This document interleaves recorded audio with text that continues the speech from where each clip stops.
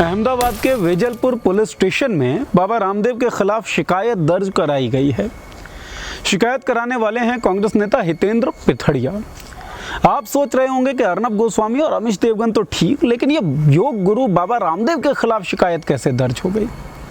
तो बात दरअसल ऐसी है कि 10 रुपए में कोरोना का झाड़ा और कोरोना की ताबीज़ के बाद कोरोना का एक नया इलाज मार्केट में उतरा था।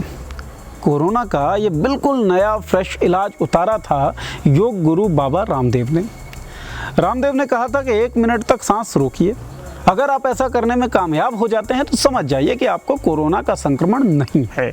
जो क्रोनिक डिजीज वाले हैं, जो बुजुर्ग हैं, वो आधा मिनट, और जो जवान है वो 1 मिनट तक यदि ब्रेथ को होल्ड करके रख लेते हैं, इसका मतलब आपको कोरोना नहीं है।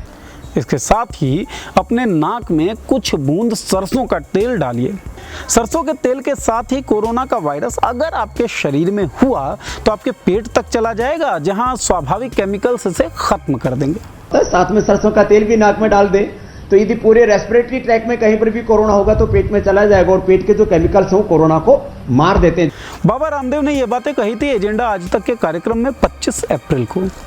ठीक 1 महीने पहले प्रेस इंफॉर्मेशन ब्यूरो ने इस बात को पुष्ट कर दिया था कि किसी भी तरह का तेल कोरोना वायरस के संक्रमण का इलाज नहीं कर सकता।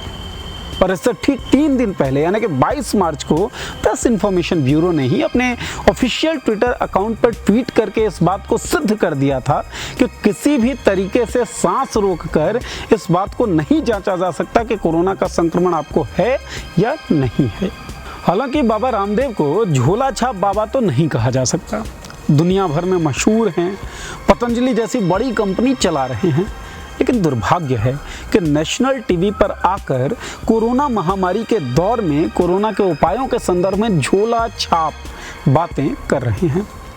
और इससे भी अधिक दुर्भाग्य की बात यह है कि जिस नेशनल टेलीविज़न को लाखों लोग देखते हैं और लाखों लोग जिसमें सच की उम्मीद लगाए बैठे रहते हैं, वो नेशनल टेलीविज़न भी इस तरीके से झूठ बाँचे जाने पर चुप है। झूठ बोला जाता है और एंकर कोई सवाल नहीं पूछती, कोई क्रॉस क्वेश्चन नहीं करती।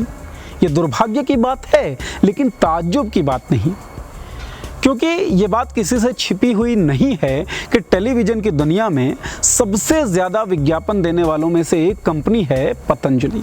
अब जिसकी खाएं उसकी बजाएं, ये करना तो बहुत ज़्यादा मुश्किल है।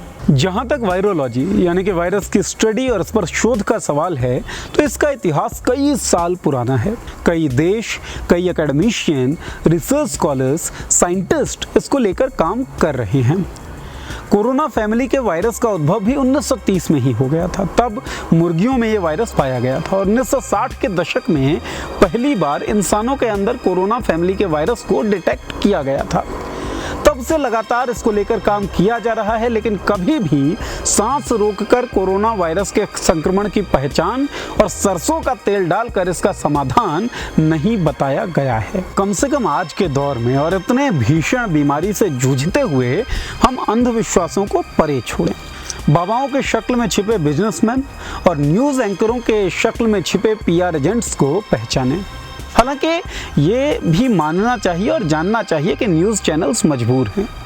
उनकी कमाई का जरिया विज्ञापन है और विज्ञापनों का जरिया कुछ बाबा लोग, कुछ बिजनेसमैन। लेकिन अब ये हमारी समझ पर निर्भर करता है कि हम ये समझें कि मजबूर वो हैं, हम नहीं। हमें समझना होगा कि झूठ अलग अलग परिधानों, अलग अलग पदों और अलग अलग चेहरों के जरिए आप तक पहुंच सकता है, जिसकी फिल्टरेशन ज़रूरी है। देखते रहिए मॉलिटिक्स, सब्सक्राइब करिए हमारा चैनल। अगर फेसबुक पर देख रहे हैं ये वीडियो तो लाइक करिए हमारा पेज। शुक्रिया। आपका मुद्दा बनेगा देश का मुद्दा। मॉलिटिक्स ऐप पर शेयर करिए अपनी बात हमारे साथ, हम उठाएंगे आपकी आवाज़।